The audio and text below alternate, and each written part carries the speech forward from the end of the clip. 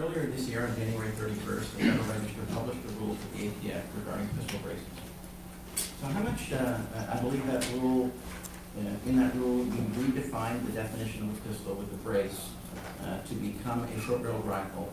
And in my opinion, that exceeds the authority of ATF. That was not Congress's intent. How much did ATF spend in crafting and publishing the rule? I don't have a specific figure that I can tell you how much ATF expended. I do know that there were over 200,000 comments that people from the public submitted in that rule, and that, as we are required to do under the Administrative Procedures Act, we examined all of those comments and actually took them into account in what the actual final rule would look like.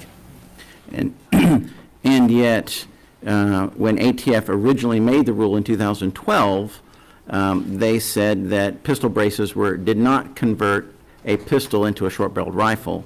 Then they changed that in 2015, right back to, no, you can't do this. And then in 2017, they said, oh, yes, you can. And now we're back to 2023, and now we're in 2023, and we're back to a pistol brace making a pistol into a short-barreled rifle.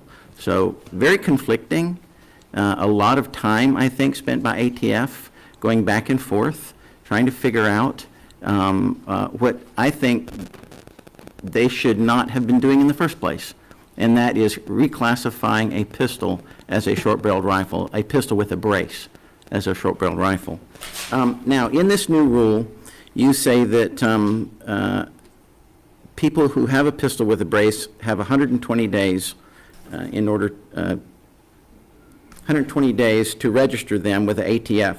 How can ATF justify that time frame? I mean, the Street Sweeper USAS 12 Striker 12 shotgun was reclassified as a DD about 30 years ago. So this is a similar situation. And that time frame was over 7 years. So, and you've got potentially 10 million to 40 million people that have pistols with braces. How can you say 120 days is sufficient time? You mentioned that there were prior ATF rules, and I just want to say, Congressman, this is the first time on this topic that ATF has engaged in APA notice and comment rulemaking. People brought specific items Fair enough, to they used ATF a letter. to classify. It was a letter back in 2012, and then a letter in 15, a letter in 2017. This is the actual first official rule. You are correct. But what was happening during that period, which I agree to you, there were inconsistencies, and that was one of the reasons for the rule, is to try to clarify among those inconsistencies, because the products were changing, right, over time, and also you're right, there were inconsistencies. So with respect to the time frame, Right, the 120 days. yeah, so as you know, because I saw you there, right, the day after the rule was issued, I went to Las Vegas and met with at the SHOT Show with the NSSF, with individual gun owners, had a town hall. We launched a very significant education effort and campaign where thousands of FFLs have had the opportunity to learn about the rule.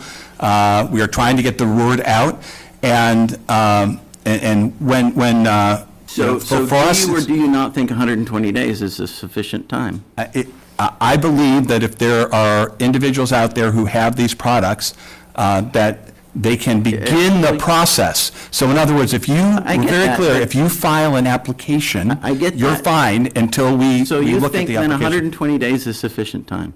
Yes or no? I think the way that we are doing this is a fair and appropriate way to have compliance with the National Firearms Act, yes. Okay. So what will happen to those who never heard of the rule after 120 days? I mean, you've got potentially millions of people here. That's a heck of an ad campaign. ATF will continue to enforce the laws as Congress has given us. We will, of course, prioritize people who present a public safety threat to the community. And it is not the object of the rule to play gotcha with law-abiding firearms owners. I would say to this, but for individuals who do know about it and who are trying to decide what to do, you can check with us as to whether your particular item is covered. Okay. And also, if you're Director, going... let me ask you this. Sure, of course. Do you think it's acceptable for Congress to spend taxpayers' money on unauthorized programs? I'm not sure I understand the question. Do you think it's acceptable for Congress to spend taxpayers' money on unauthorized programs? That is, programs that agents or agencies that are not currently authorized by Congress. You know, is that acceptable? Do you think it's legal? If something is completely unauthorized? I mean, we have authorizing committees and we have appropriating committees. This is an appropriating committee, all right? Is it acceptable? Respectfully, I think that's several levels above my pay grade. Obviously, Congress makes the decision as to the appropriations that it passes. There are authorizing committees. I know I'm appearing before an authorizing committee of this body. No, in a week or so. Okay.